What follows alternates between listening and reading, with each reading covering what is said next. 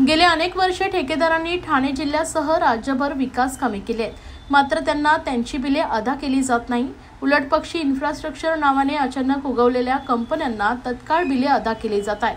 त्याचा निषेध करण्यासाठी राज्य कंत्राटदार महासंघाच्या वतीने मंगेश आवळे यांच्या नेतृत्वाखाली छत्री आंदोलन करण्यात आले आहे। राज्य सरकारच्या विविध विभागातील विकास कामे मार्गी लावणाऱ्या 3 लाखांहून अधिक कंत्राटदारांची 90,000 कोटींची बिलं थकली आहेत। थकीत बिलांची रक्कम मिळावी यासाठी कंत्राटदारांनी आम्ही अनेकदा आंदोलनं केली।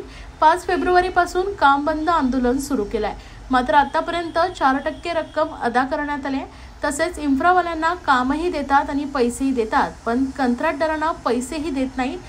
थकीत बिलाची रक्कम मिळावी यासाठी राज्य सरकारकडे पाठपुरावा करूनही फक्त आश्वासनं दिलं जात आहेत। त्याचा निषेध करण्यासाठी राज्य कंत्राटदार महासंघाचे ठाणे जिल्हाध्यक्ष मंगेश आवळे यांच्या नेतृत्वाखाली हे आंदोलन करण्यात आलं आहे। यावेळेस आंदोलकांनी पाऊस नसतानाही हातात छत्र्या घेऊन इन्फ्रास्ट्रक्चर नावाच्या कंपन्या या पावसाळ्यात उगवणाऱ्या छत्र्यांप्रमाणे पावसाळा संपला की या छत्र्या अडगळीत बंद केल्या जातात हे माहीत असूनही वर्षानुवर्षे राज्यात विकास कामे करणाऱ्या कंत्राटदारांना बाजूला सारून या नव्या कंपन्यांना कामे देऊन बिले अदा केली जात असल्याचं हे छत्री आंदोलन केल्याचं सांगितलंय। दरम्यान जानेवारी 2024 ते सप्टेंबर 2024 या कालावधीत राज्य सरकारने सुमारे 1.5 लाख कोटींची कामे नियमबाह्य पद्धतीने वाटली आहेत। त्यावेळी अर्थ विभागाचीही परवानगी घेतली गेली नव्हती, त्यामुळे सध्याची परिस्थिती उद्भवली। राज्यातील विविध विभागात झालेल्या विकास कामांच्या देयकांची 40,000 कोटी रुपयांची थकीत रक्कम तातडीने मिळावी। राज्य सरकारने कोणत्याही विभागाचे विकास काम खर्चाची आर्थिक तरतूद करूनच मंजूर करावे। विकास कामे करताना संबंधित कंत्राटदारास संरक्षण देण्याचा कायदा करावा।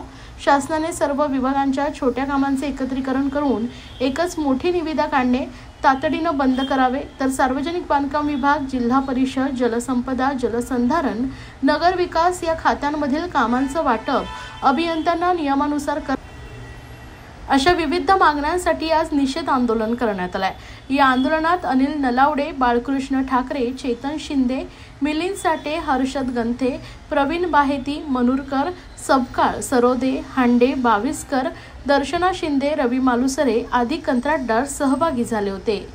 ह्या ज्या काळ्या छत्र्या आहेत या इन्फ्रावाल्यांच्या छत्र्या आहेत। जसं पावसाळ्यामध्ये आपल्या छत्र्या उगवल्या जातात लाकडावरती, भूमीवरती, त्या प्रकारच्या ह्या इन्फ्रावाल्यांच्या छत्र्या आहेत की ज्यांच्यासाठी 57,000 कोटीची आता नवीन पुरवण्याची मागणी या सरकारने पटलावरती ठेवलेली आहे। आता अधिवेशन चालू आहे, आमची सरकारला मागणी आहे की बाबा ना आमची 90,000 कोटीची देयक बाकी असताना तुम्ही हे 57,000 कोटीची हे नवीन मागण्या कशासाठी मागवल्यात तुम्हाला? आणि जर तुम्हाला आमच्यासारख्या कंत्राटदारांची देयक द्यायची नसतील तर तुम्हाला कितीची 57,000 कोटीची करू नका। मला तर म्हणणं आहे की तुम्ही 20, 50,000 मिलियन डिलेर कितीची ट्रिलियनची करा, परंतु पहिला आमची देयक तर द्या। ती देयक तुम्ही देऊ शकत नाही आहात आणि तुम्ही कशाला विकासाचं पर्व सांगताय? हे विकासाचं पर्व पूर्णपणे खोटं आहे। या जमिनीवरती, धरातलवरती अशी कुठलीही परिस्थिती नाही आहे। सर, वारंवार आंदोलन करून तोडगा निघत नाही। सरकार तुमच्याकडे दुर्लक्ष करते का? नाही, 100% सरकार आमच्याकडे दुर्लक्ष करते। मागच्या वेळेस सुद्धा ह्या राज्याचा केंद्रबिंदू माननीय एकनाथ शिंदे साहेब होते, ते आपल्या ठाण्यातले होते। आम्ही त्यांच्याकडे वारंवार विनंती केली। आतासुद्धा आज आपल्या ठाण्याचे जे केंद्रबिंदू होते माननीय एकनाथ शिंदे साहेब आहेत, ते उपमुख्यमंत्री राज्याचे आहेत। आम्ही त्यांना विनंती करून दमलो। आम्ही आता परिवहन मंत्री आहेत, तेव्हाचे बांधकाम मंत्री माननीय रवींद्र चव्हाण साहेब होते, त्याच्या अगोदरचे सगळे मंत्री कपिल पाटील आपले केंद्रीय मंत्री होते। या ठाणे जिल्ह्यातले 90 ते 95% आमदार खासदार हे महायुतीचे असताना सुद्धा आम्ही विकासाची कामं त्यांच्याच तिकडे करतोय ना, त्यांनी सुचवलेली कामं करतोय। मग आम्हाला निधी का मिळत नाही आहे? तेच तर मोठं गोडबंगाल आहे की आम्हाला निधी न मिळण्याचं कारणच समजत नाही आहे। परंतु ह्याचबरोबर जर तुम्ही इन्फ्रावाल्यांची जर बघाल तर इन्फ्रावाल्यांना बरोबर वेळेत पैसे मिळत आहेत। म्हणजे ह्याचा अर्थ असा आहे की इन्फ्रावाल्यांना तुम्ही फक्त जगवताय आणि ज्यांनी खरोखर या रस्त्यावरती कामं केलेली आहेत, ज्यांनी खरोखर या इमारतींची कामं केली आहेत, त्यांची दुरुस्तीची कामं केलेली आहेत, त्यांना अजूनही निधी मिळालेला नाही आहे। मी तुम्हाला एक आवर्जून या बाबतीमध्ये एक खूप महत्त्वाचा गंभीर विषय सांगतो।